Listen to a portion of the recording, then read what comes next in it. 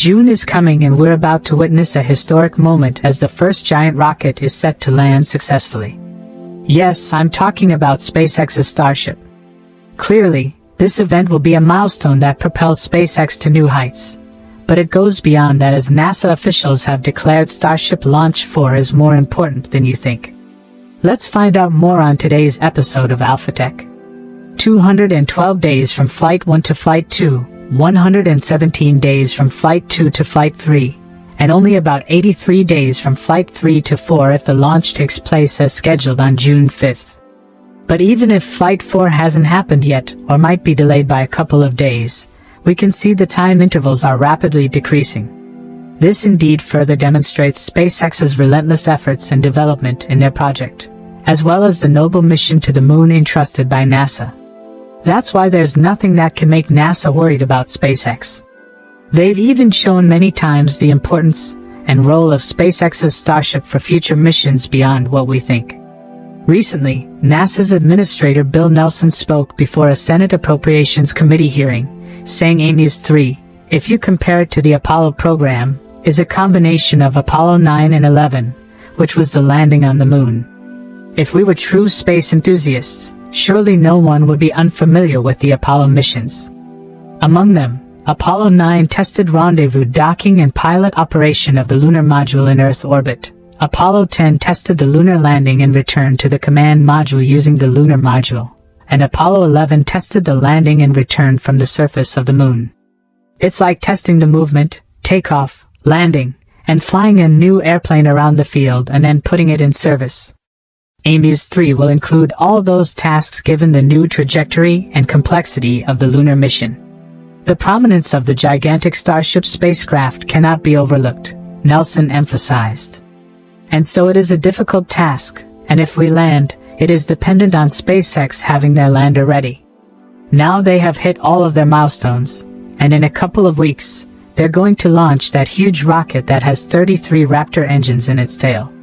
And they're going to do more, showing the space worthiness of it. It is my hope that SpaceX will be ready with their lander. EMUS 3 is currently scheduled for September 2026, a timeline that is neither too distant nor too near. According to NASA, this is the most suitable time for SpaceX Starship to be fully prepared. We should not interpret this as NASA doubting SpaceX's capabilities or underestimating its ability to meet the earlier deadline. Let's think realistically. The extended timeframe acts as a bonus for SpaceX. They will have the opportunity to conduct hundreds of tests and dozens of launches, build launch towers, and evaluate their entire production and launch operation systems. It would be fantastic if everything could be perfected, but as Nelson also mentioned, what SpaceX needs now are milestones.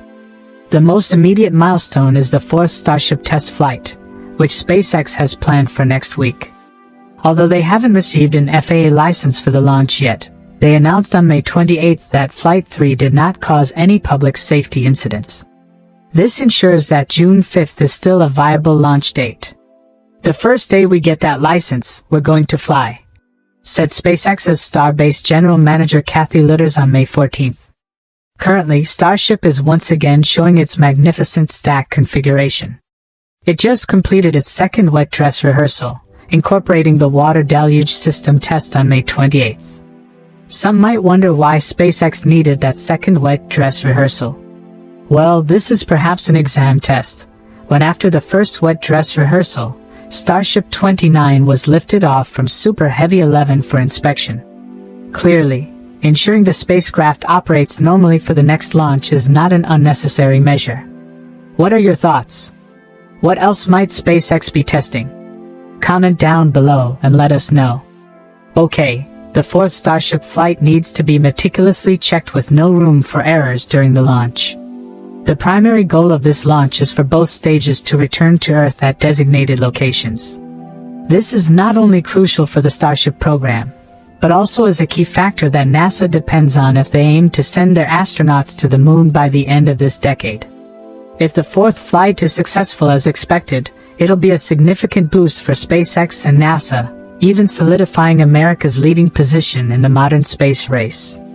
Starship is humanity's best hope for cheap space access, estimated at $2 million a launch, chiefly because both stages are reusable. Imagine affordable trips to the moon where even ordinary citizens could travel to other planets. This represents an expansion of opportunities for space exploration, moving towards a future where humanity will dominate the universe. Therefore, initially SpaceX planned to start the recovery stages with a Mechazilla arms equipped on the launch tower, a novel and undoubtedly challenging process. In reality, it might take some time to recover the Super Heavy booster successfully, and longer for the upper stage of the Starship, which endures particularly harsh conditions during re-entry, conditions never before tested on this scale. However, this does not mean it takes that long. If the fourth flight lands successfully, they could catch Super Heavy on the next flight. Here's why this is feasible, and why that task might be easier than it looks.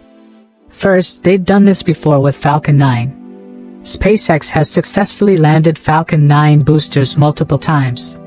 They have a strong foundation in vertical landing technology, having perfected the technique several launches before achieving consistent success. SpaceX had perfected Falcon 9 landings 3 or 4 rockets before the first success, except the landing legs kept collapsing or not locking properly, an issue that does not apply to Super Heavy, which uses a different mechanism. Second, size and stability. Larger objects are easier to control in these scenarios. Landing a Falcon 9 and landing a Super Heavy booster are similar tasks from a software point. However, as the size increases, the process gets slower and more manageable. Thus, landing the larger Super Heavy is easier compared to the smaller Falcon 9. Besides, Super Heavy can hover, unlike Falcon 9, which relies on a suicide burn to land. This hover capability simplifies the landing process as it allows for more controlled and precise maneuvering. Finally, people seem to think that the actual moment of the catch is going to be hard. Not so. The Royal Navy did catches of Harrier jump jets in heavy seas. There, both the airplane and the hook were moving in 3 dimensions. The whole process was under human control. Everything happens much faster with a 7 or 8 ton jump jet than with a 200-ton booster approaching a fixed set of chopsticks. Catching Starship will be slightly more complex than Super Heavy due to the dynamics involved. Starship performs a flip maneuver and has to hover just before landing. This maneuver requires it to move away from the tower, flip, and then move towards the tower again to hover and land. This process exposes the tower to more exhaust, and is more susceptible to wind gusts. However, even landing partial reused Starship has enormous potential. For example, if used simply as a disposable vehicle, it could launch 250 to 300 tons in orbit, more than twice as much as its closest rival, the SLS. More than anything, SpaceX wants to place a propellant storage depot in low Earth orbit, LEO, to refuel outward Starships in order to carry the maximum load, approximately 200 tons. A version 2 Starship will normally expend all its propellant to reach LEO, and then refuel at the propellant depot, allowing it to send that payload far beyond Earth orbit. As Robert Heinlein once said, when you reach orbit, you're halfway to anywhere. The propellant depot used for this refueling process will likely resemble Starship, except with larger propellant tanks to increase its refueling capability. No doubt SpaceX plans to use this propellant depot in orbit, hence it won't need to survive re-entry or be caught by Mechazilla to operate normally. After each refueling operation, SpaceX plans to replenish the propellant depot using tanker vehicles, a simplified version of Starship's payload section to decrease its dry mass. Hence, if Starship is partially or fully expended, each tanker flight could carry at least 250 tons of fuel to orbit. In real terms, that means it should take only 4 tanker flights to refuel a lunar Starship, which requires around 983 tons of propellant, or 3 tanker flights to refuel a Mars Starship, which requires about 660 tons of propellant due to an assist from atmospheric braking. Admittedly, these tanker vehicles would need to be disposed of after each flight, but considering their simplicity and relatively low cost, a Raptor engine's under $1 million to produce. This should allow orbital refueling to occur fairly regularly as SpaceX aims to make 1 Starship per day. Once orbital refueling is available, This should allow NASA to commence moon landings with their Artemis program. They intend to use Starship as a human landing system to send astronauts and cargo to the lunar surface every 2 years. And not only can we go to the moon, but we can also explore other planets like Mars and even settle there.